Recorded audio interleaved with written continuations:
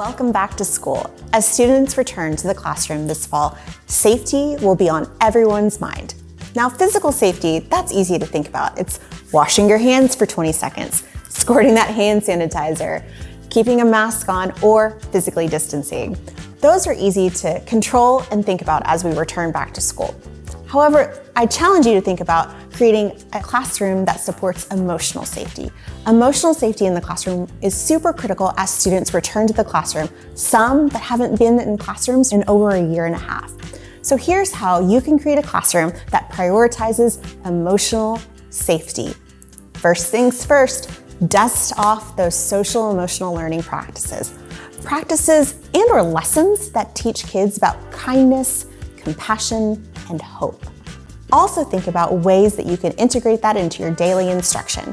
It could be a quick check-in about how to be kind, or it could be a read aloud about how to be a compassionate student in your classroom. Whatever it may be, prioritize that as you return to back to school. Next, think about getting your morning meeting up and running as soon as you can.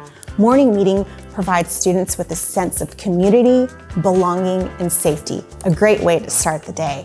An easy way to get your morning meeting up and running is to think about it in 3 different ways. Think about greeting, a sharing, and lastly, a breath. That strategy can help support building students a sense of belonging, creating a positive classroom culture, and most importantly, emotional safety. The last part of morning meeting is taking a breath. What that breath does is regulates the brain and primes that brain for learning.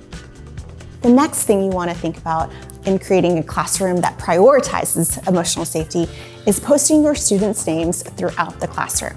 Think about how you can prioritize safety by putting their names on their desk, having their names on a bulletin board, or simply welcoming them each day by name. Students' names are super important in creating a classroom that creates a sense of belonging and, most importantly, safety.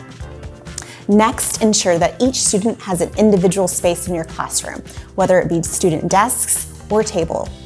It's important to have an individual space so that students have a predictable and comfortable space to show up, work, learn, and thrive in your classroom environment.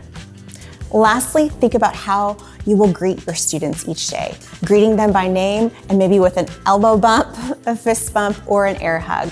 Greeting each student at the doorway ensures that they feel safe in your classroom and that you care about them, and then you're excited to have them in your class each day. We know this year will be tough, but we know that if we prioritize emotional safety in our classrooms, we can set up a positive learning environment where all students can thrive, not only in their academic success, their social emotional learning success as well.